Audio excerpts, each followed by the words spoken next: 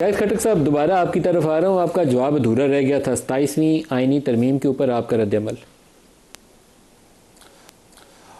मालिक साहब, मैं ये कह रहा था कि पहली बात ये कि जिस दिन इस मुल्क में 90 दिन इंतखाबात के हवाले से जो सुप्रीम कोर्ट के लार्जर बेंच का फैसला आया, तब से लेके आज तक उसके बाद जब लार्जर बेंच ने फैसला किया कि जो हमारे हिस्से की मखसूस नशिस्तें थी वो जब हमें नहीं दी गई, तो ईवान के अंदर एक जाली मैंडेट के जरिए इनकी 2/3 मेजॉरिटी जो है वो बनाई गई। उसके जरिए में 26वीं आईनी तरमीम जो है वो मंजूर कराई गई। तो अब इनकी ईवान में जो मौजूदा तादाद है, ये सारी कुछ फॉर्म 47 के हैं, कुछ हमारे हिस्से की मखसूस नशिस्तें हैं, उनके जरिए इन तरामीम को मंजूर किया गया है। इन तरामीम के ऊपर हमारा बड़ा ही वाज़ेह मौक़िफ़ है। जिस दिन तहरीक इंसाफ बरसर इक़्तिदार आई, जब हमारी 2/3 मेजॉरिटी ईवान के अंदर अल्लाह पूरी करेगा। हालांकि इस इलेक्शन में भी आपको पता है कि हमारी 190 प्लस सीट्स थी, लेकिन हमारे मैंडेट के ऊपर डाका डाला गया।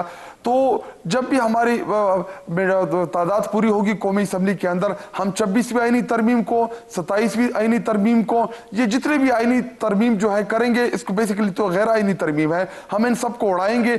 और ये बार बार एक जिक्र कर रहे हैं कि जी सियासी जो है आईनी मसाइल जो है वो आईनी कोर्ट्स में इन इशूज को एड्रेस किया जाएगा। तो एक साल तो उनका पूरा हो गया, एक साल के अंदर तो इन्होंने कोई आईनी कोर्ट बनाई नहीं थी। अब ये बार बार फौजदारी मुकदमात का जिक्र कर रहे हैं। तो वही इमरान खान साहब के ऊपर जो मुकदमात है, इस्लामाबाद हाई कोर्ट करेगी कितना अच्छा काम, ये अभी आने वाले दिनों से साबित होगा कि उससे अच्छा फंक्शनल करती है या उससे इंसाफ होता है, नहीं इंसाफ इन्होंने ये मैं इसके ऊपर मालिक साहब, मुझे अगर आप टाइम दे, क्योंकि आप 35-40 मिनट को दे चुके हैं, तो मेरा तकरीबन 2 दफा मेरा टाइम बनता है, तो कुल मिला के 6-7 मिनट मेरे बनते हैं।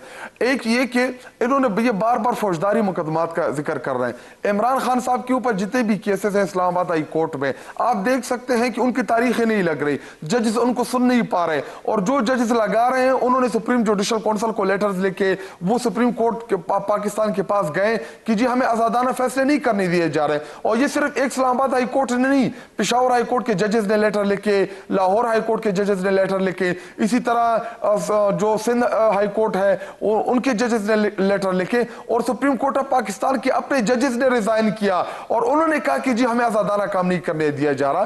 तो इस वक्त पाकिस्तान के अंदर अदलिया जो है ये तकरीबन खत्म हो चुकी है। पाकिस्तान में इस वक्त गैर अनडिक्लेयर बादशाह जो है वो कायम है।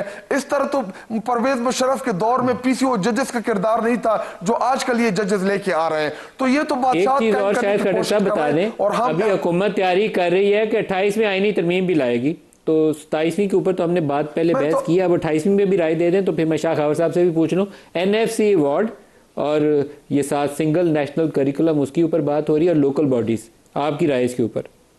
अभी पहली बात यह कि लोकल बॉडी का इलेक्शन इन्होंने क्या करना है, इन्होंने जो 8 फरवरी के इलेक्शन के साथ किया उसके बाद दूसरा ये इलेक्शन कराएंगे। और इसके अलावा जो ये बार बार NFC का कह रहे हैं, NFC में तो हमें अपना ड्यू शेयर नहीं मिल रहा। जो 80, 70, 80, 90 हजार कबाइल जो मर्ज डिस्ट्रिक्ट्स हैं, जिनका सारा बोझ आया खैबर पख्तूनख्वा के ऊपर, जो इन्होंने कमिट किया था कि सालाना 100 अरब रुपए देंगे, तो ये तो हमें हमारे सूबे के जो ड्यू राइट्स है वो पहले से नहीं दे रहे हैं। अगर ये पंजाब या किसी दूसरे सूबे को पैसे ज्यादा दे रहे हैं और तहरीक इंसाफ के ऊपर या खैबर पख्तूनख्वा की आवाम के साथ ये ज्यादती कर रही है, तो हम ऐसी किसी भी किस्म की तरमीम की ना हिमायत करेंगे ना उसको तस्लीम करेंगे जिसमें हमारे सूबे के जो है वो हकूक कंप्रोमाइज हो। और पंजाब में आपको पता है कि मरियम नवाज जो है वो खुद हारी हुई है, तो जाली मैंडेट के ऊपर ये आके ना इनके पास आवाम का मैंडेट तो नहीं है, तो इनकी जितनी भी कानून साजी है हम इसको नल इनवाइट करेंगे। पीपल्स पार्टी सब NFC के ऊपर कोई अगर कंसल्टेटिव प्रोसेस शुरू होता है तो आपकी जमात की क्या तजवीज़ होगी, क्या राह होगी, कैसे इसको आगे लेकर बढ़ना चाहिए, शफाफियत भी आए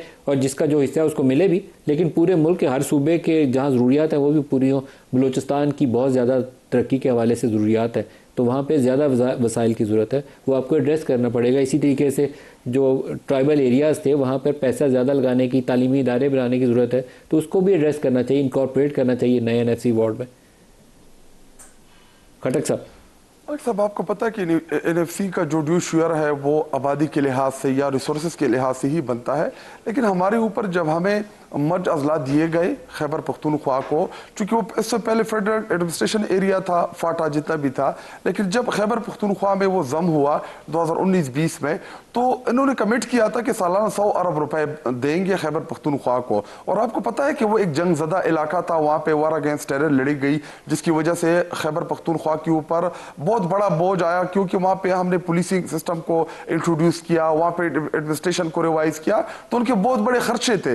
लेकिन बदकिस्मती से जब भी मुस्लिम लीग नून की हुकूमत आती है, तो ये इनकी पॉलिसीज ऐसी होती हैं कि छोटे सूबे के साथ ये हमेशा से ज्यादती करते हैं। हालांकि ये कोई एहसान नहीं कर रहे। खैबर पख्तूनख्वा जो बिजली के मत में नेट हाइडल जो प्रॉफिट है, बिजली के पैसे जो हैं वो खैबर पख्तूनख्वा से आप कमा रहे हैं। ऑयल एंड गैस सेक्टर में आप खैबर पख्तूनख्वा और सिंध से कमा रहे हैं। तो जितना जो मेजर जंग है या मेजर जो पैसे हैं इस वक्त जो आपका पाकिस्तान चल रहा है, तो खैबर पख्तूनख्वा उसकी बुनियाद है। इसी के अलावा आपके जो बॉर्डर एरिया से जो इनकम्स हैं या जो आपके जो सेस में जो पैसे आप यहाँ से कलेक्ट करते हैं, तो वो बाकी सूबे से खैबर पख्तूनख्वा के शेयर ज्यादा बनता है। जो हमारा जो शेयर बनता है जो हमारे सूबे को मिलना चाहिए वो भी नहीं देते। बाहर के पाकिस्तान हमारा है, हम जो है उन इश्यूज के ऊपर पॉलिटिक्स नहीं करना चाहते जिससे फेडरेशन को नुकसान हो, लेकिन इनके पास इख्तियार नहीं है। मैं रिपीट कर रहा हूं कि 26वीं आईनी तरमीम भी इन्होंने जिस तरीके से पास कराई, जो इनके पास मेंबर्स थे वो हमारे मेंबर्स थे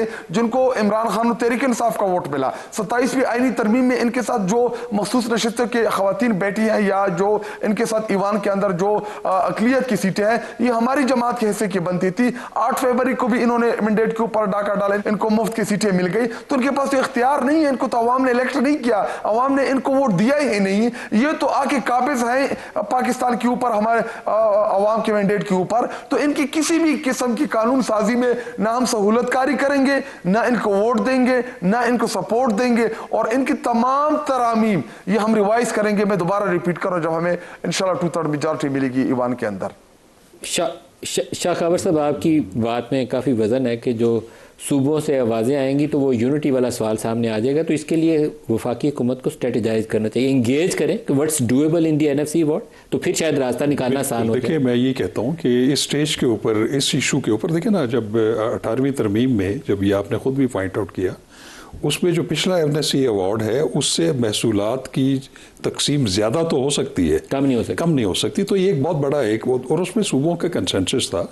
और आपने देखा है कि वो जो 18वीं तरमीम हुई थी वो कोई 9-10 महीने के एक बड़े लंबे प्रोसेस के बाद उसमें बाकायदा रज़ा रब्बानी की क़यादत में एक कमेटी थी जिसमें तमाम पॉलिटिकल पार्टी, बहुत बेहतर तरीका कंपेयर टू 26वीं और 27वीं, इससे बहुत बेहतर। मैं ये बिल्कुल ये कह रहा हूँ।